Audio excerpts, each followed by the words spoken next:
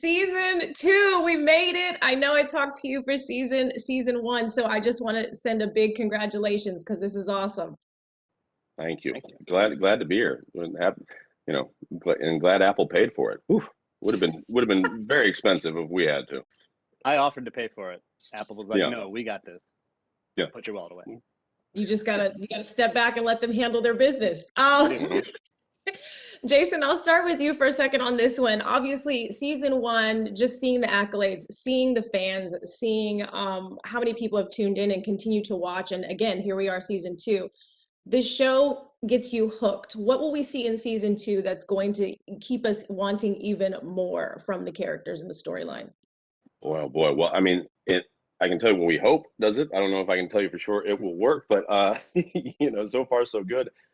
Well, I mean, we had a couple new characters, both in the front office of the Richmond team and also on the pitch. But then really this season is going inside the characters that hopefully and seemingly people really fell in love with, or at least in strong like with, and so we sort of go within them and following the notion of sometimes the best way to help others is to help yourself. I always think about it when you're on an airplane and the mat. They always say if the mask drop down, if you're with a child or someone incapacitated, put the mask on yourself before you help them.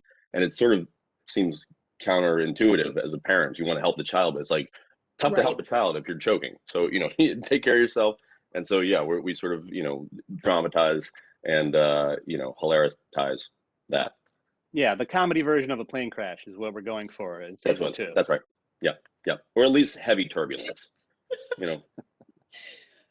Yes. Okay, I can understand that. Brendan, for you. You can feel it. If you can't understand it, you definitely can feel it. You definitely feel the ride. It's going down. It's all happening. Brendan, for you, what do you think, or what do you hear the most from people and yourself as well? What do you think about that bromance between the two of you guys on the show? And I know that word is like overused, but the friendship and the brotherhood that you have and the chemistry.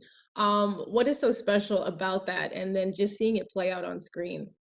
I mean, bromance may be a cliched word, but when it's just the perfect word, Sibley, then you just got to use it. What we have is both masculine yet feminine. It is supple yet pliable. It is hirsute, but also hairy. So we just got to let that play out and see how it goes. And I enjoy the heck out of it. Yeah, it is a lot of fun, you guys. I'm so excited. I went to a soccer match last night out here in LA, okay, and I was getting ready and pumped for talking to you today. And we won too. Yes, and we won. Dallas, nothing. Yes. I was talking to Juno just before this, and she said her character Keely really helped her in mental health to be able to just take on that character, which is awesome when you can do that with your characters. Jason, for you, Ted Lasso, the on-screen optimism and the way he is, and also, just being a dad and the way that it plays out in your life, has that character kind of helped you as well? Oh, sure. Yeah. I mean, it's a little bit of a chicken and the egg, which came first. I think, I just knew when we were doing the commercials back in 2013, 2014, that Brendan and I had a real knack for coming up with content as these characters. And then me specifically, one of the first things that one of my heroes, mentors, the coworkers and friend Tina Fey said that if you can improvise, you can write. Because I didn't know if I could write comedy, and she's like, well, if you can improvise, you can write. And as Ted Lasso, like that point of view and that voice, and maybe it's the glasses, maybe it's the mustache, like being able to speak and take in information and view the world, whether the highs and lows of life, and be able to like absorb it as Ted and spit it out the other way, was just something I found fun to do, but then also in a weird way, almost easy. I just knew who this guy was, and maybe it's because I always felt that if I wasn't fortunate enough to get to do what I do for a living, at least as of now, you never know, that maybe being a teaching drama and coaching basketball might have been my sliding doors career. And so with, as Ted Lasso, I kind of get to live that out.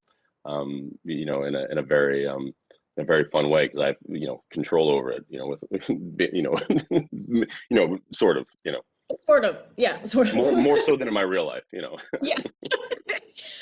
You talk about the accent and the mustache. Obviously, we know it, we love it. Otis and Daisy, are they into it? Are they like, what's going on? Bring it You know, home. Talk to us. they are. I mean, look, I was watching episode 8 of this season because we're still editing the season, even though, you know, one of the luxuries, I guess, of being a week to week release. And we were watching it, and Otis really loves it, and you know, he has very interesting questions about it, trying to figure out, like, did you guys play?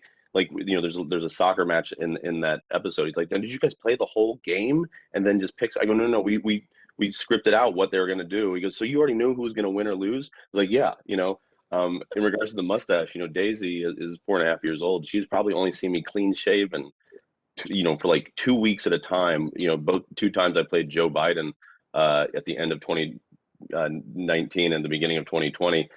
So when I shaved the mustache off, you know, the day after we wrapped, I had her do it like with a razor so that she would know that without the mustache, I was still dad, you know.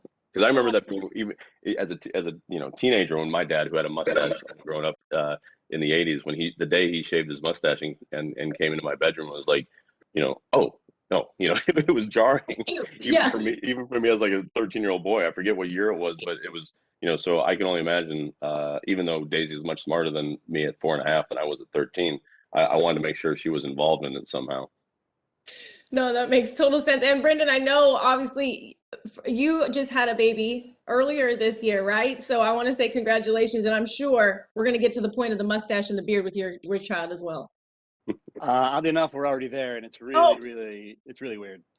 It's really strange. I don't know how he grew it so fast, but Oh wow! I just love him Oh, more. Yeah, no, him. You know, It's him. It's him. they Yeah. grow so fast these days.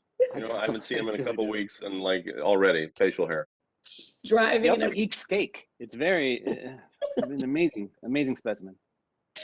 Brendan, Jason, congratulations, you guys. I'm excited to see season 2. I'm glad that it is here again. So thank you guys so much.